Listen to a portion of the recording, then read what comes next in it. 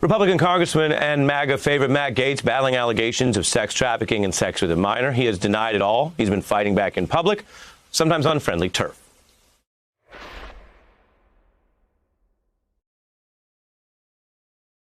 There is no 17-year-old that I had any sexual contact with as an adult man. Absolutely not. Does not exist. Did not happen. There are a ton of things in my life looking back that I wish I would have done differently, but none of them are criminal. None of this constitutes a crime.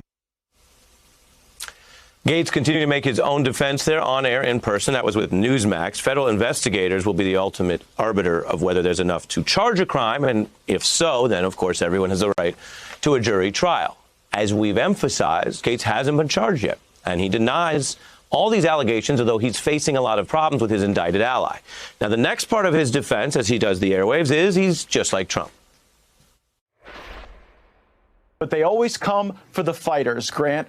Donald Trump Jr., Rudy Giuliani, Steve Bannon, Matt Gaetz. It's never the meek that they come for. It's always those who are fighting hard for the America First agenda, and I've got a lot of fight left in me. That's the public face he's putting on it, and Gaetz is certainly fighting. That's true, politically as well as in this type of legal adjacent defense. He brings the fight in public tomorrow because he's doing a tour of rallies with the QAnon Congresswoman Marjorie Taylor Greene. The America First movement isn't going anywhere. In fact, we're going on tour. And you know what, Grant? We're going to call out the establishment in both political parties. I'm so excited that on Friday, Marjorie Taylor Greene and I are hosting an America First rally. Said rally will be at the Villages in Florida. This is the state, of course, where he's from and where his indicted ally Joel Greenberg is now in jail and discussing, reportedly, some type of cooperation. We mentioned that blockbuster Daily Beast report that alleges Greenberg wrote down his confession and said, quote, Rep. Gaetz paid for sex with multiple women as well as a girl who was 17 at the time. Since this story broke, NBC has not been able to obtain that letter, so we can't personally verify it through our reporting. Gaetz, again, denies all allegations and has not been charged at this time with any crime. I'm joined now by Bill Kristol, Director of Defending Democracy Together, Editor-at-Large of The Bulwark, and something of a modern self-taught student of the MAGA movement. Is that fair?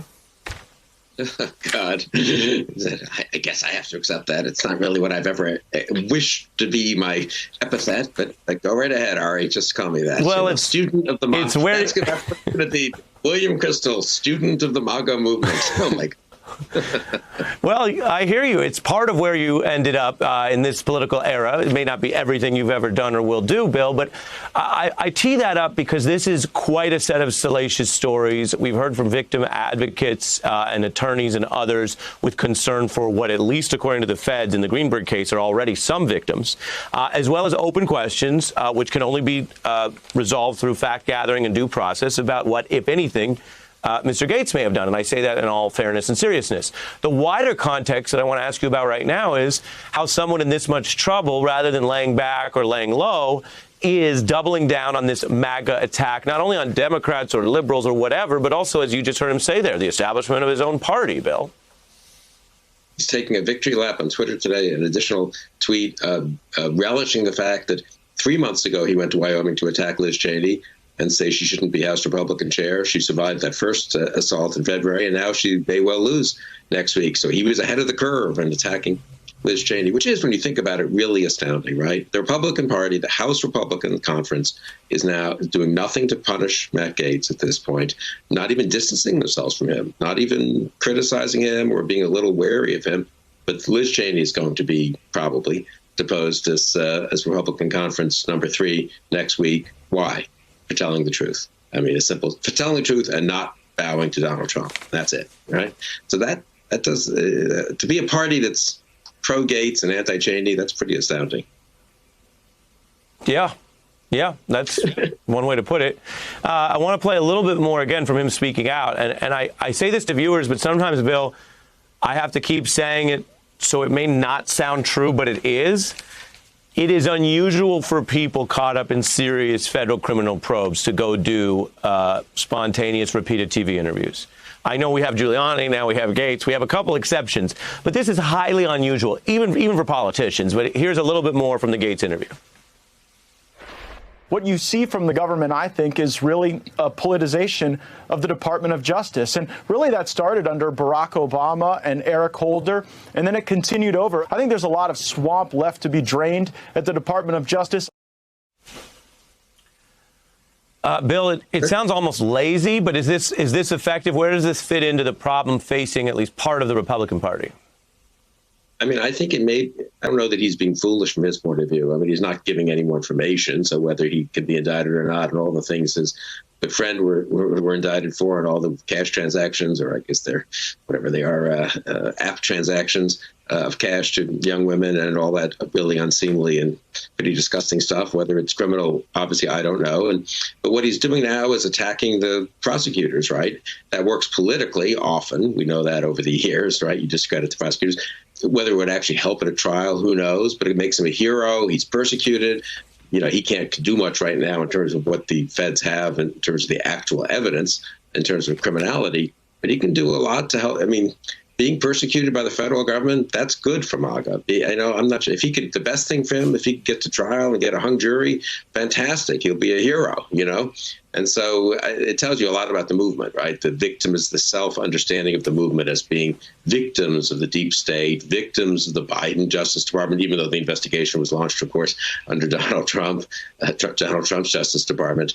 And so, you know, from his point of view, he's playing his hand to try to benefit himself politically, and I'm not so sure he won't. I mean, I wish I could tell you. After the last few months, I would have said once upon a time, oh, my God, he's in deep trouble. You look, after January 6th, I thought things would change. Things have gotten worse in the Republican Party. Things have gotten worse in the MAGA movement. Conservatives who a year ago even were kind of, let's just get through Trump. But I mean, after this, no more of that. Now it's all excuses for Trump, excuses for Kevin McCarthy. And look at Elise Stefanik, someone who started out as a reasonable person and is now she. This is amazing. I just take a second on this. January 6th, she did not vote to overturn the electors from Arizona. Even she thought that was nuts, right? She voted to overturn the electors from Pennsylvania. Now she's on Steve Bannon's show, a guy who himself was indicted and pardoned by Donald Trump as a grifter and a total sycophant to authoritarians all over the world, an aide to them. And she's on Bannon's show, and she supports this ludicrous Arizona recount.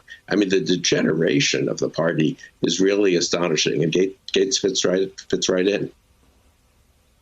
Yeah, and as you remind us, there's a larger stakes here than any individual case or one's views on DOJ reform or any of those more nuanced level. What you're talking about, I know what you care a lot about, is this going to be a governing compact that holds where we respect the outcomes of elections? Because had it been down to just one state or something that was a potentially debatable thing in court, I mean, the Supreme Court, which is full of Republican appointees, didn't ever even hear it. It wasn't that they rejected it. They didn't even hear it. There was nothing colorable there. But what happens with a strong man or woman type authoritarian leader if they're embedded with the Republican Party and it is close and they say, we're not following the court and we are going to seize the military? I mean, this was as close as you can get without it being worse. And we know how bad it was on January 6th. So I appreciate the larger context. That's what we expect for you, Bill, because as I mentioned, and I say this because I know Bill, at the end of the day, all he is and all he ever stood for and all he'll be remembered by is his relationship with Donald Trump. I'm kidding, Bill. That's okay. Yeah, it's okay. I can take it. Thanks, Ari. Always good to have you. Bill Kristol, thank you very much. Fat Joe. That means more. Fat Joe means more to me than Donald Trump, you know? Hey, you know, at least you have that card in your back pocket. Well played. Our thanks to Bill. I'm going to fit in a break. Smart guy, good sport. We appreciate it.